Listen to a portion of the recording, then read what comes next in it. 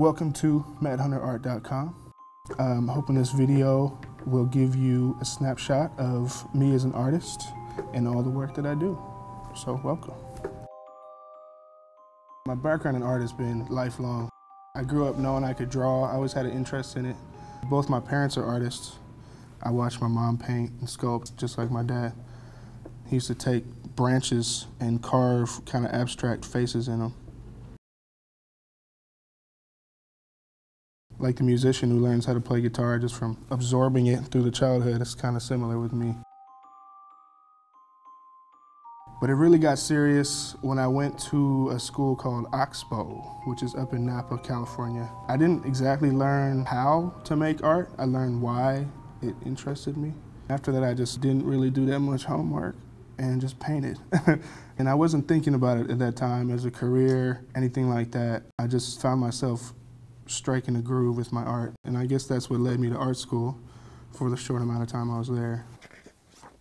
I think this is from my partial year at Rhode Island School of Design. Doing what I'm told, especially in a creative sense, is really not my thing. But I didn't really have another venue of doing that, so school seemed to be the way to continue that focus. I actually had a teacher named Alfred DeCredico, and he really was all about sheer abstraction. Kind of fell into the groove of his class and really abandoned illustrative artwork. And really it was more about energy, sheer energy, no thought. And I think that is carried over in my work in that I want to strike a sort of visceral reaction with people. I don't want them to think about my work.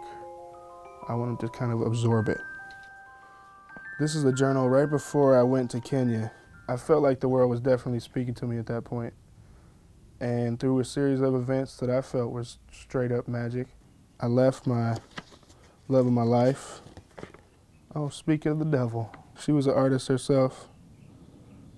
Beautiful person. Left the love of my life to go to a country I had never heard of, or knew anything about at least. Living in Kenya, I was too tall for the beds.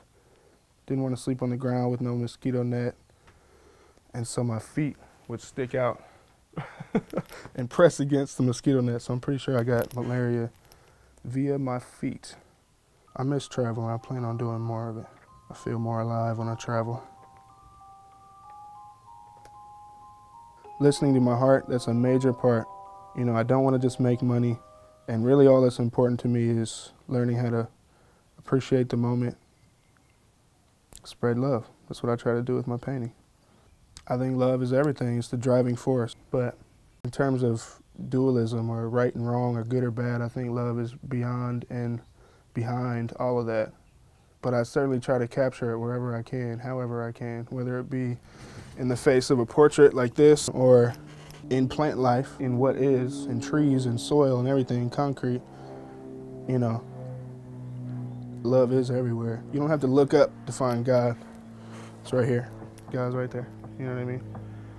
I'm trying to remove context as much as possible from my paintings.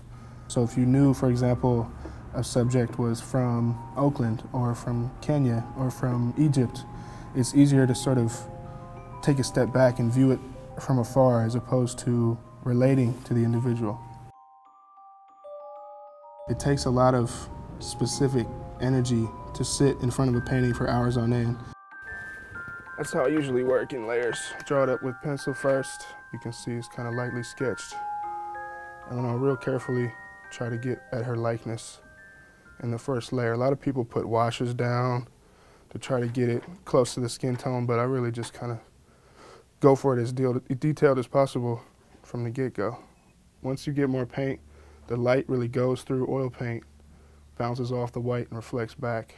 So the more layers you have, it just makes it that much more luscious. When you let what is be without filtering it through anything, meaning your mind, it's pretty damn incredible. And I want to paint that.